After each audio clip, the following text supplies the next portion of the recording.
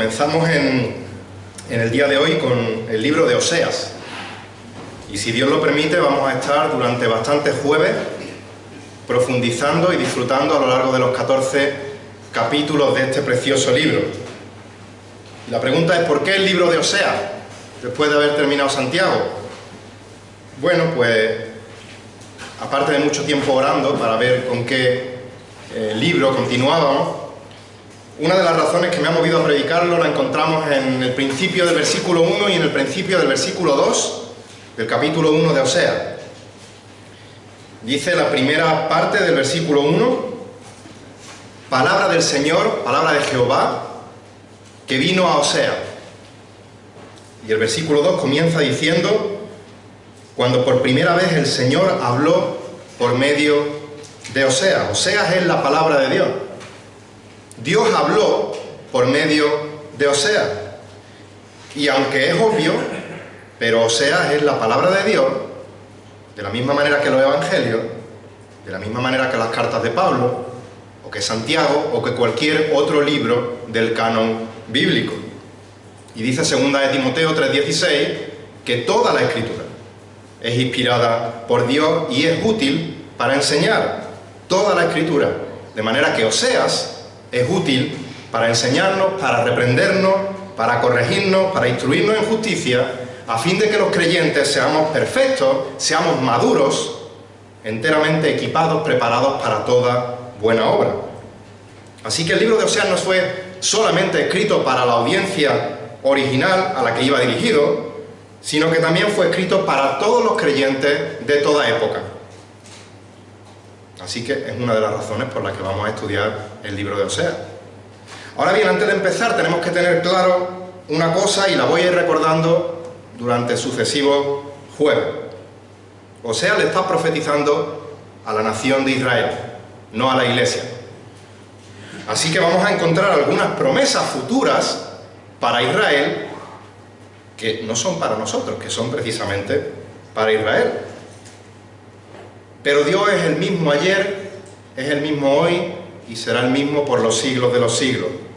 Y el carácter, por ejemplo, con el que Dios va a tratar el pecado de Israel, o con el que Dios cuida de su pueblo, cuida de los suyos, es el mismo en la época de Oseas que el mismo que hoy con su iglesia. Es por eso que necesitamos primeramente entender el contexto del libro, entender lo que significó para la audiencia original, para luego extraer las verdades bíblicas del libro y poder aplicarlas, las que nos correspondan a nuestras vidas, a nosotros hoy. Por lo tanto, antes de empezar a ir capítulo por capítulo, versículo por versículo, en el día de hoy vamos a ver un contexto general, una panorámica general del contexto de Oseas para comprenderlo mejor y así cuando avancemos en los capítulos, en los versículos, pues podamos tener un mejor entendimiento de lo que nos dice este libro. En cuanto al escritor del libro no tenemos mucha información. Leemos en el capítulo 1, versículo 1, palabra del Señor que vino a Oseas, hijo de Beeri. Lo único que sabemos es que se llamaba Oseas y que su papá se llamaba Beeri. Aparte de esto no sabemos nada de la vida del profeta. El nombre Oseas significa salvación. Si recordáis, es el nombre que originalmente se le puso a Josué. Lo podéis ver en Números 13, versículos 8 y versículo 16, cuando a Oseas se le llamó Josué. Y aunque las palabras de juicio y de condena que vamos a ver en este libro van a ser duras, a lo largo del libro vemos también cómo brilla la promesa de restauración y la promesa de salvación de parte de Dios. Oseas es uno de los 12 profetas menores. Seguro que si os preguntase a todos, desde los más pequeños hasta los más grandes, quiénes son los profetas menores, seríais capaces de decírmelo de memoria. Los 12, Oseas, Miqueas, Nahum, Habacuc, Sofonías, Ageo, Zacarías y Malaquías. Muy bien, he mirado de reojo a los de la escuela dominical y un 10. Y el resto un 10 también. Pero es bueno, porque muchas veces lo sabemos, pero van creciendo los niños, se van uniendo a la predicación y hay veces que no tienen por qué saber estas cosas o los que nos escuchan a través de la cámara, así que es bueno que recordemos. ¿Por qué se llama profetas menores? no porque fueran menos importantes que los profetas mayores, que Isaías, Jeremías, Ezequiel y Daniel, sino porque los libros en extensión son más cortos que los otros y por eso se le llaman menores. De los 12 profetas menores, hay 9 que son preexílicos, que profetizaron antes del exilio. Oseas es uno de ellos. Y 3 de ellos, Ageo, Zacarías, Malaquías, son post-exílicos, profetizaron después del exilio en Babilonia. Como digo, Oseas profetizó antes del exilio. Lo hizo también al reino del norte, al reino de Israel. Como sabéis, durante el reinado de Roboam, el hijo de Salomón, Israel se dividió en 2 reinos, reino del norte, reino del sur. El reino del norte aglutinaba a 10 de las tribus. Es conocido el reino del norte normalmente en la Biblia como Israel. También lo encontramos en ocasiones que se refieren a él como Efraín. La capital estaba en Siquem y posteriormente se trasladó a Samaria. Y estos nombres de Siquem y Samaria nos tienen que sonar a la vez a lo largo del estudio de Oseas. La otra parte, el reino del sur, tenía otras 2 tribus, Judá y Benjamín, y la capital estaba en Jerusalén. Y el propósito de la profecía de Oseas, así como el resto de los profetas que ministraron antes del exilio, era, o más bien tiene que entenderse a la luz de la teología que encontramos en Deuteronomio, a la luz del pacto que Dios hizo con Israel en Deuteronomio, un pacto en el cual Israel debería mantener lealtad a Dios, adorándole solo a Él, obedeciéndole solo a Él y no yendo en pos de otros dioses. En Deuteronomio 28 encontramos como Moisés le está explicando al pueblo tanto las consecuencias de las bendiciones que procederían de la obediencia al pacto y por su lado también las maldiciones que vendrían como causa de la desobediencia al pacto. Y el mensaje de todos los profetas preexílicos se podía resumir en 3 palabras: pecado, juicio, salvación. Pecado, juicio, salvación. Y la exhortación de ellos seguía aproximadamente el mismo patrón. En primer lugar, denunciaban al pueblo de que había roto su pacto con Dios. En segundo lugar, hacían un llamado al pueblo al arrepentimiento por haber roto su pacto con Dios. En tercer lugar, anunciaban que vendría sobre ellos juicio como consecuencia de no arrepentirse y de haber roto su pacto de parte de Dios. En cuarto lugar, le anunciaban cuál sería el castigo que vendría sobre ellos por causa de haber roto ese pacto. Y por último, anunciaban una promesa de restauración, un mensaje de esperanza después del mensaje de juicio. Y la función de Oseas como profeta es precisamente esta: denunciar a la nación de Israel que habían quebrantado su pacto con Dios y les anunciaba que Dios les castigaría como consecuencia de romper dicho pacto. Pero también veremos en Oseas las promesas que aparecen en Deuteronomio 30 del 1 al 10, es decir, acerca de la restauración futura de Israel. El libro, a muy grosso modo, lo podemos dividir en 2 partes. Del capítulo 1 al 3 veremos cómo se refiere al matrimonio de Oseas, ilustrando la relación de Dios con su pueblo.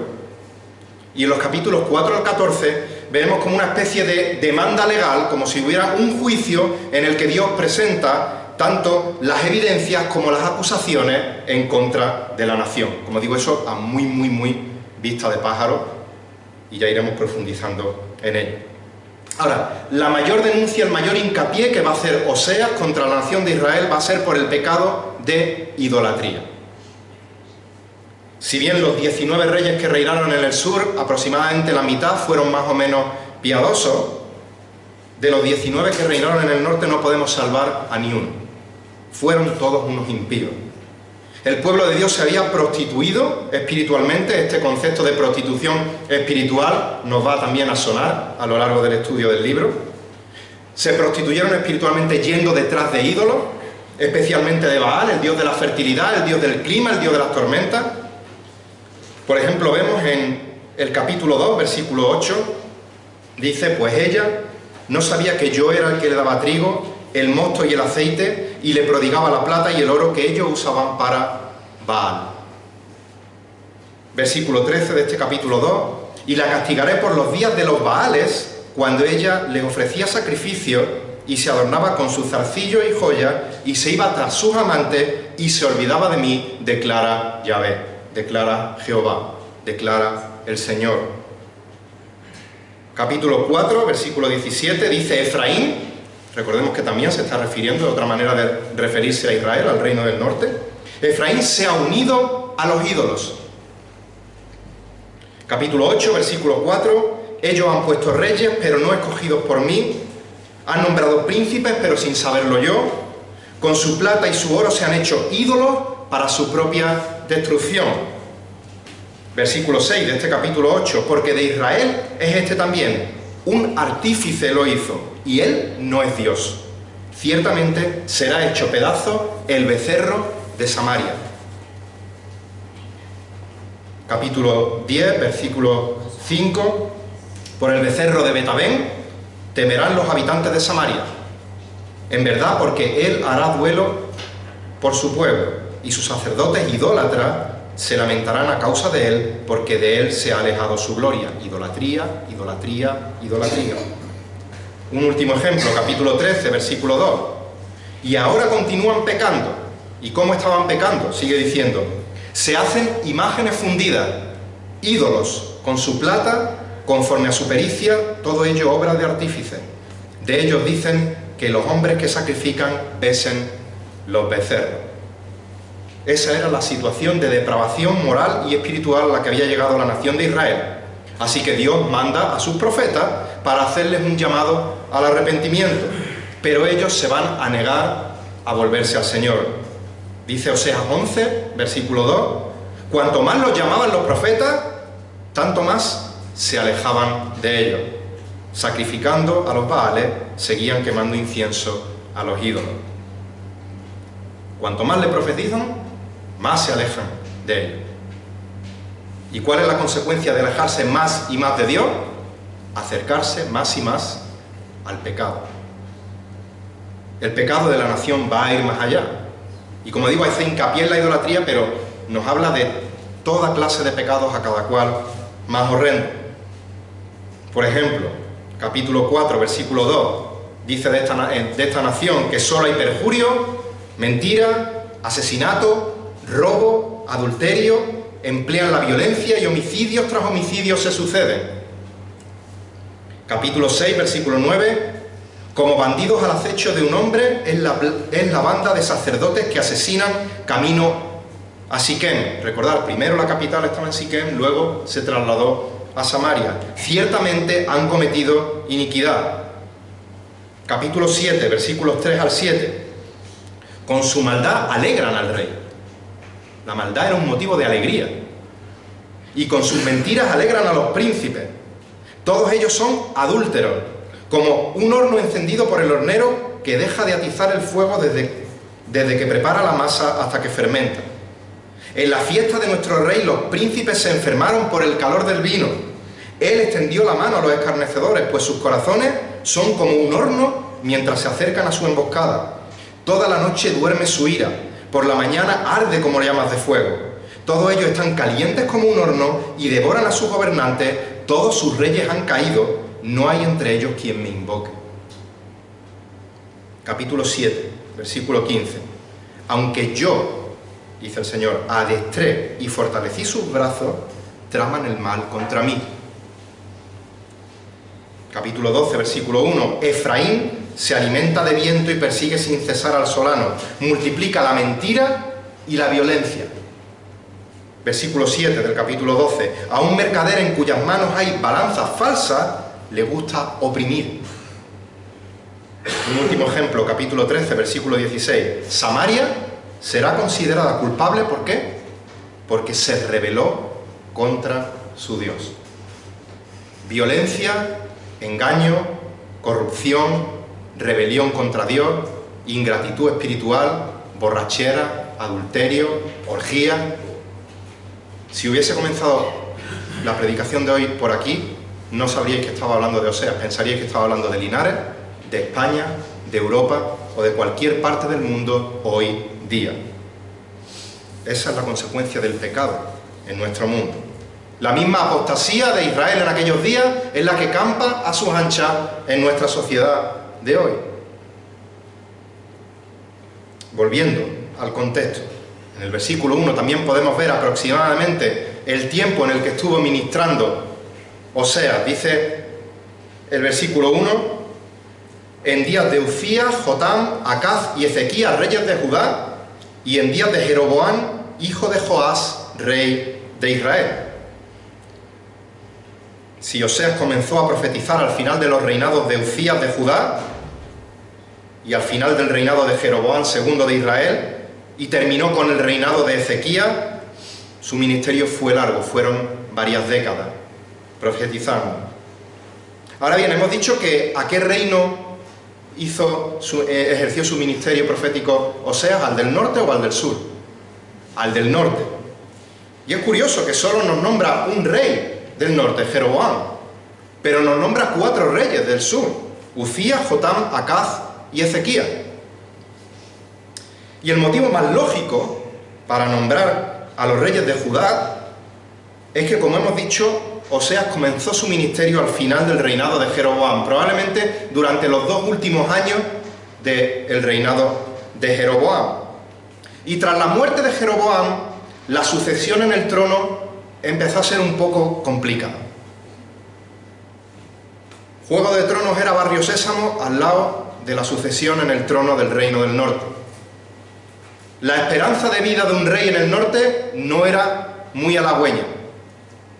Empezaron a asesinarse entre ellos mismos, uno tras otro, mientras que por su parte la sucesión en Judá, pues siguiendo la línea de Israel, la línea sucesoria de Judá, era más fácil de seguir.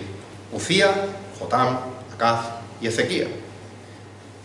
Tal vez, no puedo asegurar, pero tal vez por esta razón Oseas nos pone en contexto con la línea sucesoria de Judá, porque es más fácil de seguir que la línea que vino por el reino del norte tras la muerte de Jeroboam. Y entonces es más fácil de ubicar el tiempo que estuvo ministrando. Y podríamos pensar que el ministerio de Oseas al principio debió de ser mucho más difícil que luego, a partir de esos 2 años, cuando ya muere Jeroboam. Me explico. ¿Por qué podemos pensar que fue más difícil y luego no tanto? Y vamos a ver que luego sí fue más difícil. Cuando Oseas empieza a profetizar, Israel, y por su parte también Judá, estaban viviendo una época de esplendor, una época de prosperidad económica, política, militar, mientras que los asirios, que sería el reino que los invadiría posteriormente, no era un reino tan fuerte. Leemos en el segundo libro de Reyes, capítulo 14, versículos 25 al 28, que Jeroboam hizo lo malo ante los ojos del Señor. No se apartó de todos los pecados con que Jeroboam, hijo de Nabat, hizo pecar a Israel. Era un rey impío. Y en su impiedad, ¿qué es lo que hizo este rey?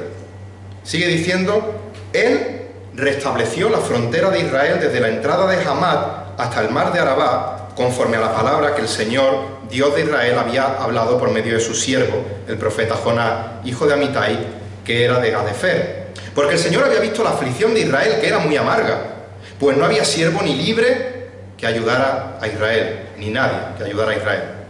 Pero el Señor no había decidido borrar el nombre de Israel de debajo del cielo, y los salvó por manos de Jeroboam, los salvó por manos de este impío, hijo de Jehoás.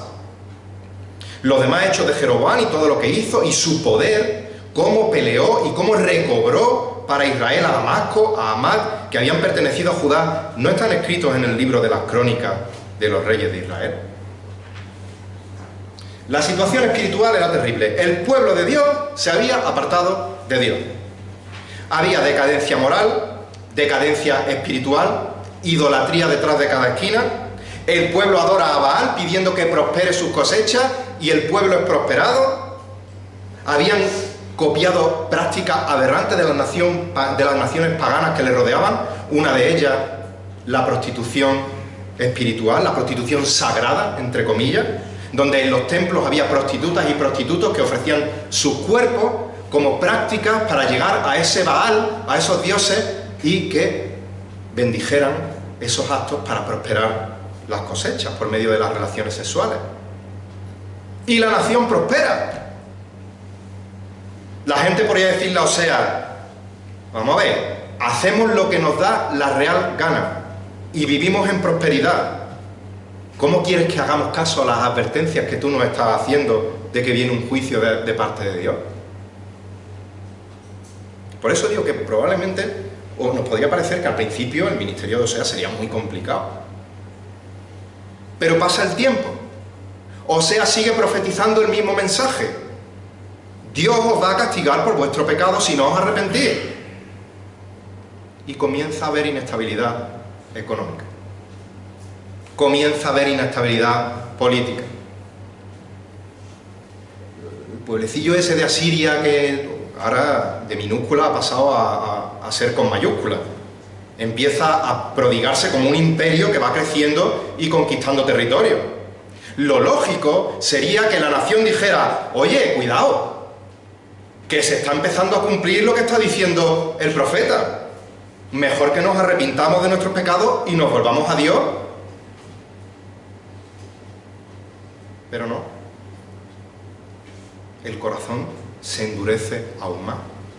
Por eso digo, podría parecer que al principio era más difícil, pero que ahora tenía el terreno más allanado. Pero esa es la depravación espiritual y moral que causa el pecado en el corazón del hombre. Le ciega ante la verdad de Dios y le endurece.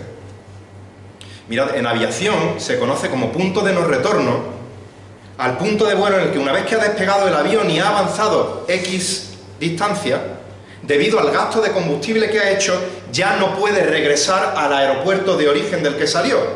Así que ya tiene que buscar aterrizar en otro sitio. Ya ha llegado a un punto de no retorno, no puede volver a su aeropuerto de origen. Y hemos visto cómo Dios había iniciado una relación de pacto con este pueblo. Ellos decidieron darle la espalda a Dios. Esta relación de pacto, como digo, la veremos ejemplificada en el matrimonio de Oseas con Gomer. Por medio de esa ilustración, Dios va a acusar a Israel, a la esposa, de adulterio espiritual. Israel había ignorado las advertencias, el llamado al arrepentimiento, y en consecuencia el corazón rebelde de Israel, sus prácticas pecaminosas habían llevado a la nación a un punto de no retorno, de librarse del castigo que les esperaba. Dios había dicho, hasta aquí hemos llegado.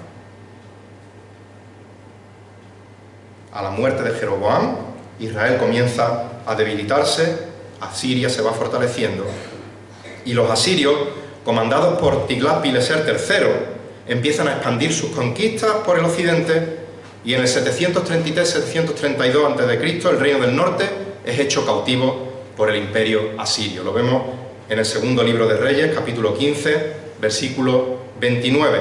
En los días de Peca, rey de Israel, vino Tiglat-Pileser, rey de Asiria, y tomó Gihón, Abel Bet-Maaca, Janoa, Cede, Azor, Galaad y Galilea y toda la tierra de Neftalí, y los llevó cautivos a Asiria. Y es triste cómo piensa el corazón no regenerado. Se están cumpliendo las profecías, ya no hay marcha atrás, pero bueno, todavía nos están diciendo que nos arrepintamos, y en lugar de volverse a Dios y decir, tenemos lo que merecemos, Señor, solo te pedimos que nos perdones y nos salves, en lugar de eso dice, vamos a solucionar los problemas por nosotros mismos, que somos muy listos. Así que ellos mismos planean una revuelta contra los asirios. La revuelta sorpresa, fracasa. Así que en el 722 a.C. son totalmente derrotados por los asirios y su población fue deportada, exiliada. Segundo libro de Reyes, capítulo 17, versículos 1 al 6. En el año 12 de Acaz, rey de Judá, Oseas, no el profeta, sino un rey que tenía el mismo nombre, Oseas, hijo de Ela, comenzó a reinar sobre Israel en Samaria y reinó 9 años. E hizo lo malo ante los ojos del Señor, aunque no como los reyes de Israel que habían sido antes de él. Subió contra él Salmanasar, rey de Asiria, y Oseas fue hecho su siervo y le pagaba tributo. Y aquí viene lo listo que es el ser humano. Conspira contra sus castores. Pero el rey de Asiria descubrió una conspiración de Oseas, quien había enviado mensajeros a Asor, rey de Egipto, y no había pagado el tributo al rey de Asiria, como había hecho año tras año. Por tanto, el rey de Asiria lo detuvo y lo encadenó en la cárcel. Entonces el rey de Asiria invadió todo el país y subió a Samaria y le puso sitio por 3 años. En el año 9 de Oseas, del rey Oseas, el rey de Asiria tomó Samaria y se la llevó a Israel al destierro en Asiria y los puso en Jalal, en Abor, río de Gozán y en las ciudades de los medos. Y seguimos leyendo en el capítulo siguiente, segundo libro de Reyes, 18, versículos 10 y 12, y al cabo de 3 años del sitio, la tomaron. En el año 6 de Ezequías, que era el año 9 de Oseas, rey de Israel, Samaria fue tomada y el rey de Asiria llevó a Israel al destierro en Asiria y los puso en Jalá y en Abor, río de Gozán y en las ciudades de los medos. ¿Por qué les sobrevino esta calamidad a la nación de Israel? Lo explica el versículo: porque no obedecieron la voz del Señor su Dios, sino que quebrantaron su pacto. Es decir, todo lo que Moisés, siervo del Señor, había ordenado, no escucharon ni cumplieron. La ley de la siembra y la siega. Israel iba a cosechar lo que había sembrado. Israel iba a sufrir el castigo de Dios siendo conquistada por los asirios y siendo llevada al exilio, al cautiverio. Ahora bien, aunque la nación de Israel había llegado a un punto de no retorno de librarse del castigo divino, no había llegado a un punto de no retorno de la misericordia de Dios. El Señor no abandonaría a Israel del todo. En el libro de Oseas veremos a un Dios perfectamente santo y justo que no tolera el pecado, que castiga severamente el pecado.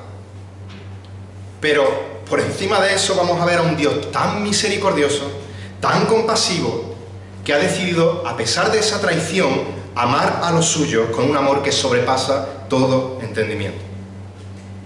En el libro de Oseas vamos a ver cómo Dios reprende, cómo Dios juzga, cómo Dios castiga justamente al impío, al pueblo de Israel, por prostituirse espiritualmente detrás de ídolos, por ir tras dioses falsos. Pero en medio de todo esto, Oseas nos va a mostrar un despliegue inmenso del amor y de la maravillosa misericordia de Dios, y vamos a ver restauración y perdón. Recuerdo, hay promesas futuras que son solo para la nación de Israel, no para la Iglesia, pero también encontramos promesas preciosas, aplicaciones preciosas para nosotros, porque nosotros, al igual que Israel, le hemos dado la espalda a Dios. Nosotros, al igual que Israel, hemos ofendido a Dios por el mero hecho de nacer, porque nacemos pecadores.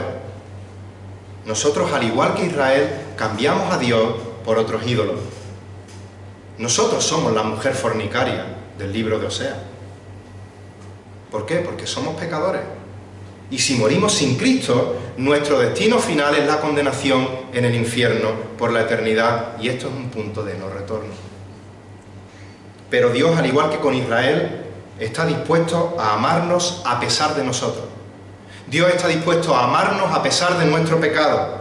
Dios nos hace un llamado al arrepentimiento, nos muestra un camino de sin retorno para restaurar la relación que se rompió en Edén con la caída del hombre, y así tener salvación y vida eterna.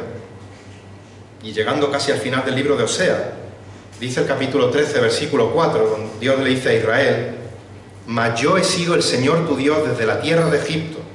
No reconocerás a otro Dios fuera de mí, pues no hay más Salvador que yo. No hay más Salvador que el único Dios verdadero.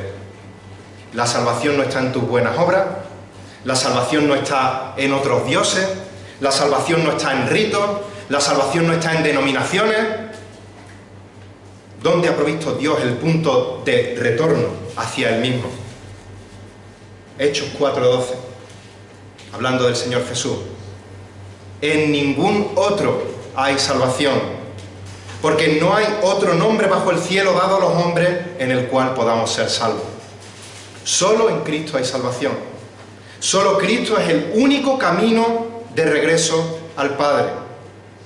Fue por amor que el Padre envió al Hijo para salvarnos de la condenación.